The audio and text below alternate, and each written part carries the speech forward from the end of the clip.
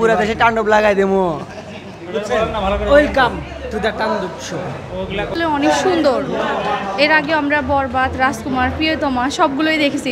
এটা তার থেকে অনেক সুন্দর লেগেছে। করি এর পরবর্তী আরও সুন্দর মুভি আসবে।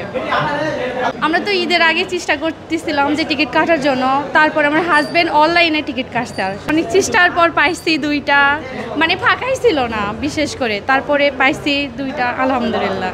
খুব সুন্দর, এটাও ভালো, আরও ভালো সিনেমা আসবে আশা করি। আচ্ছা, ভালো সিনেমা হবে শাকিব খান। অনুভূতিটা অনেক সুন্দর ছিল। আর আমি ফার্স্ট টাইম এখানে আসছি, কখনো সিনেমা হলে ছবি দেখা হয়নি, এই প্রথম। তবে ছবিটা অসাধারণ ছিল, অনেক সুন্দর।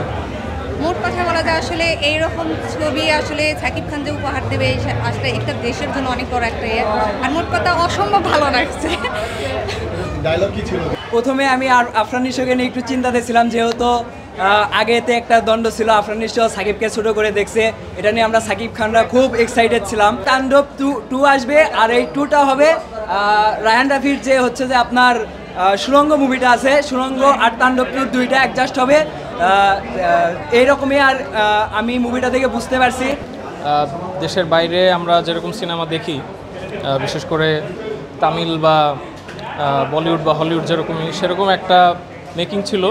আর কোরিওগ্রাফি থেকে শুরু করে সিনেমাটোগ্রাফি সবই একটা খুব অন্যরকম। বসুন্ধরা ডায়াপেন্ট এখন আরো উন্নত। এই হট এয়ার থ্রোট আপ শীত দ্রুত শোষণ করে সোনামণিকে দেয় কোমল অনুভূতি। এটা ভালো, অনেক টুইস্ট ছিল যেটা আমাকে সারপ্রাইজ করেছে, আসলে ভালো ছিল।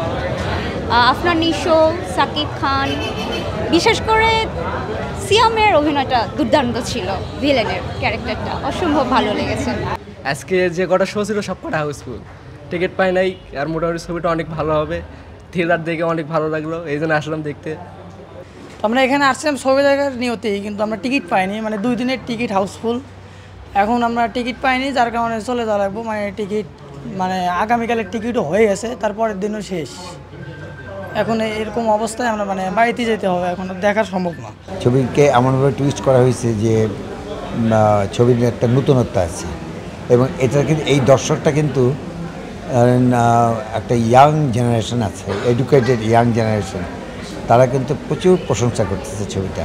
আজকে 3য় দিন, 7 দিন যাওয়ার পর সেকেন্ড উইকে যে সেলটা ধরে থাকে, আমরা আশাবাদী সেল ধরে থাকবে। তো যেটা আগাম কিছু বলা মানে ঠিক হবে না, তবে আমরা আশা করি যে মানে রেকর্ড ভাঙুক না ভাঙুক, ছবিটা তো দাহন তুফানের মতো ব্যবসা করবে, এরকম আমরা আশা করছি।